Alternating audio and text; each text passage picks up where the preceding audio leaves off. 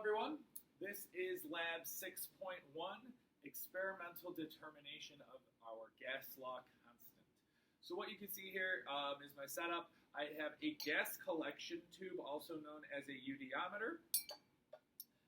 And we're going to be reacting some magnesium with hydrochloric acid. Now, before we do this, let's jot down the balanced chemical equation on the front board here.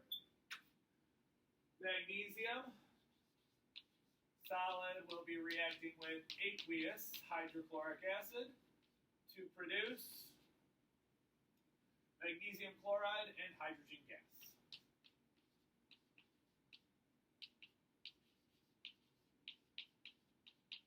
Which is aqueous. All right, let's balance. Okay, so what we're going to be doing is reacting hydrochloric acid with magnesium, and the hydrogen gas that it gets produced will allow us to experimentally determine our gas law constant. You can see the data table that I have in the back, also located on your lab document. You will notice that the atmospheric pressure has already been filled in for today. The way I was able to get that value was simply by going to weather.com and searching the atmospheric pressure for Elk Grove today, December 16th. Okay, so how we're going to get this lab started is we are going to first measure out our piece of magnesium. So let me cut an appropriate size piece here.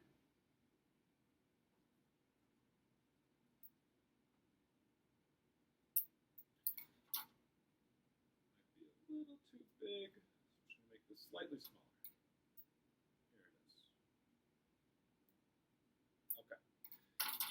So magnesium will oxidize over time.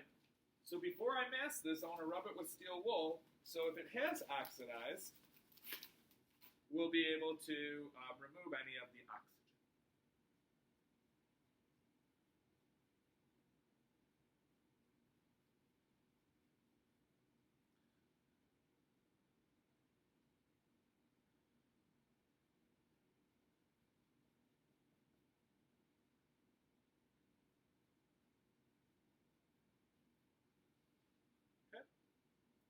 So now what I'm going to do is I'm going to put or secure, let me double back.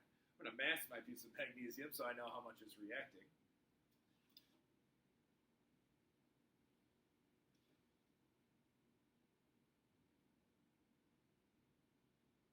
.0332 grams.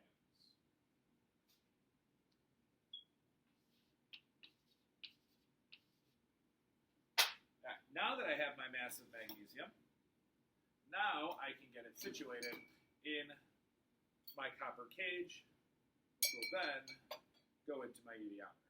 So on top of this rubber stopper, I have a copper cage. Copper does not react with hydrochloric acid, and that is why it is a suitable metal to use for this reaction. So what I'm going to do is I'm going to stick my piece of magnesium inside of the copper. I'm just going to kind of try to weave it around my different pieces of copper to ensure that the magnesium does not fall out while reacting with the hydrochloric acid. So I just have my magnesium wrapped up. I don't know how well you can see it. That's going to be put off to the side for now. My next step is I'm going to fill up my eudiometer partially with acid. Okay, I don't have to use all acid in my eudiometer. I'm using a relatively strong acid. It says in your lab procedure 3 molar. I'm using 6 molar. Okay, so despite the fact that this acid will be mixed with water, it will in fact be strong enough to react with our magnesium. Last thing here, you'll notice that the acid is red. That is not normal. It's normally clear, but I've added red food coloring, so you'll be able to see the acid travel down our eudiometer as this reaction begins or starts. So we have some acid down there at the bottom, and what I'm going to do is I am going to fill up the remainder with deionized water.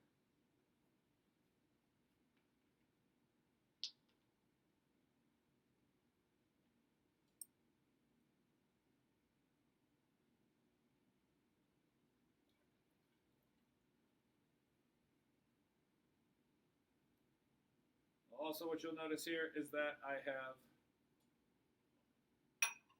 not yet, but I want there to be no space for air inside this udiometer to start.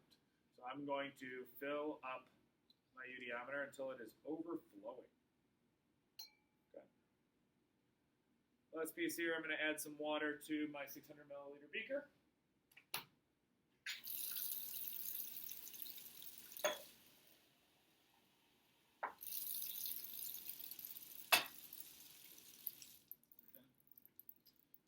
And at this point, stick in my copper cage. There's some water overflowing on the side. Now the acid's still at the bottom of the udiometer, so I'm not getting burned. Next step is I'm going to flip this upside down so the acid comes into contact with the magnesium.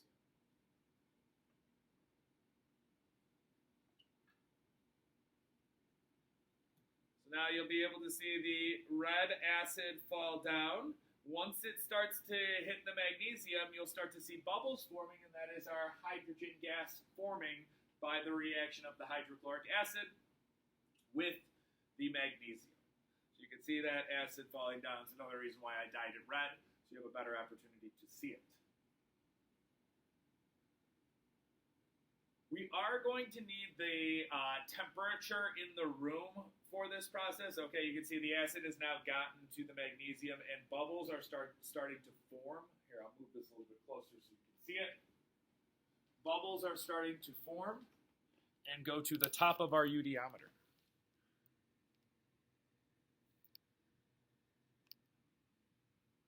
And you can see the gas being collected at the top of the udiometer.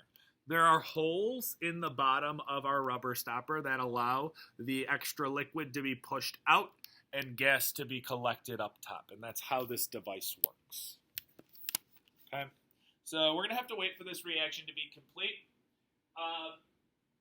So while that is happening, let's take a look at the temperature in the room. The temperature in the room right now, I look at a thermometer, actually 21.0 degrees Celsius.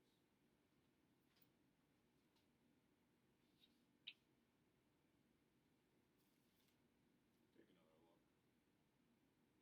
It's actually probably 21.1, but we'll call it 21.0. Make it easier when we think vapor pressure. So the last piece of data that we need is the amount of hydrogen gas produced. Oh, wow.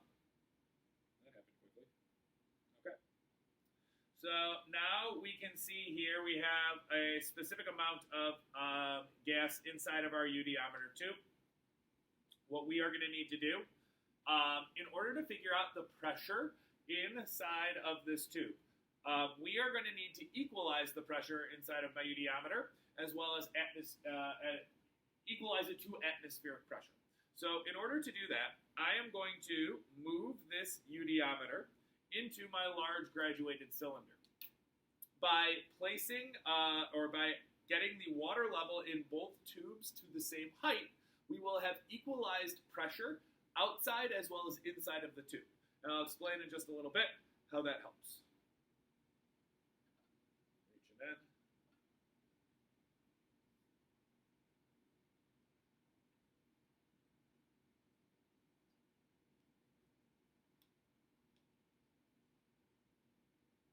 Okay, so now I'm going to take my final volume reading at 32.10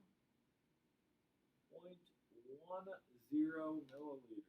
32.10 milliliters.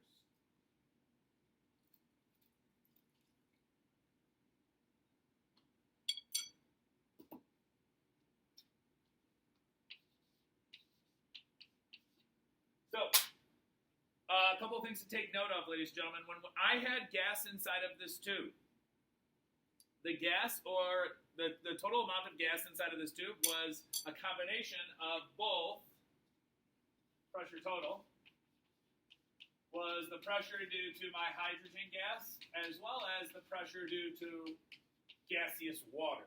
Remember, all liquids have a vapor pressure. There was water inside of that tube. That means there's going to be some gaseous water molecules there. Now, we know the total pressure is equal to atmospheric pressure.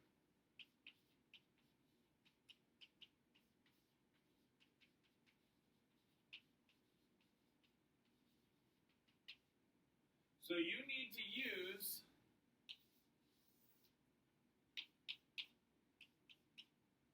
these two pieces of information as well as the vapor pressure of water data on your lab document to determine just the pressure of hydrogen that was inside of the eudiometer tube. Once you have the pressure of hydrogen alone, you have the volume of hydrogen, you have the temperature of hydrogen, you should, based on also our starting amount of magnesium, be able to find the moles of hydrogen gas produced, and in turn solve for our gas law constant, R. Have fun solving for R. We will chat about your results in class.